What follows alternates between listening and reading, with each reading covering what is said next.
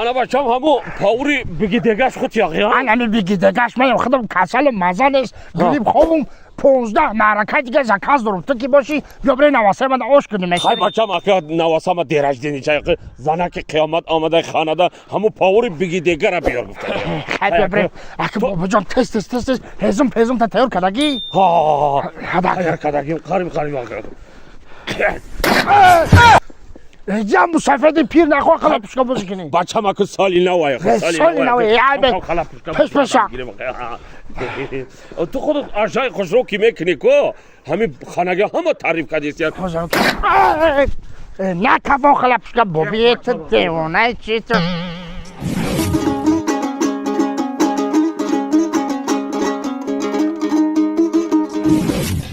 اوخی ندیگم او هم جوشیده بچه برین جا بگی بیا پاوزی تا بگی بیا من جوا شکرم سراستی من بچه یه آینه لایون قرانکی اگر یا این پاوری بگی دیگه دا ساوزیاشا برده بودیم که یک آشی فاسانی خوش رو کنه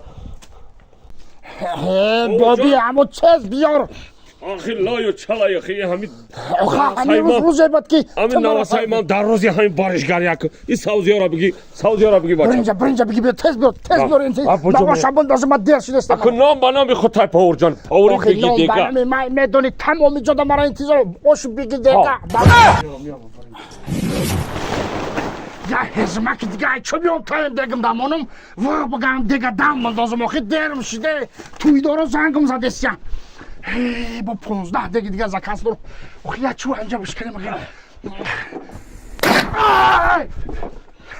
مسافت پوچت بلوی گوره رفته خلاپوشکا بازی میکنه آخی روزی وقت خوشی کم خلاپوشکا که بندن در کنه یا چو بیار تای دیگه دامونم دیگه دام بندازم آخی هم جارا نکفتی آخی بچم دخوله داری ما بکن این مای کجا بیام؟ ایزو ما تو دارن کجا بیام؟ اینه نشوا نه مکافای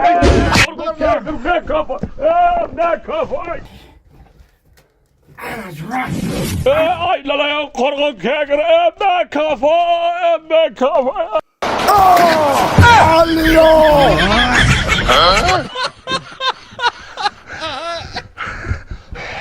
که خلادار بیو بگی دیگه ای اکل پاور آش چیشی خونه من پری مهمونه اپا جون مرحمت بگی دیگه